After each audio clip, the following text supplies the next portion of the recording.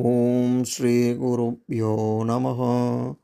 இன்றைய இறையமுதத்திலே நாம் பார்க்க இருக்கும் ஸ்தோத்திரம், மயிலாப்பூரிலே குடிகொண்டிருக்கும் அன்னை கற்பகாம்பாள் மீது மாயவரம் கிருஷ்ணபட்டர் அவர்களால் அருளிச் செய்யப்பட்ட அபயாம்பிகை சதகத்திலிருந்து ஒரு பாடலை பார்க்க இருக்கிறோம்.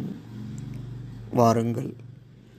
எங்கும் நிறைந்த அருள்மணியே, ஏகமணியே, ஒளிர்மணியே, இறையோனிடத்தில் நடனமிடும் இமயமணியே, நவமணியே, கங்குல் பகலும் கண்டவெளி கலை நான்குடைய திருமணியே, கண்ணின் மணியே, பொன்மணியே, கமலாசனத்தில் வளர்மணியே, தங்கும் அடியாரிதயமதில்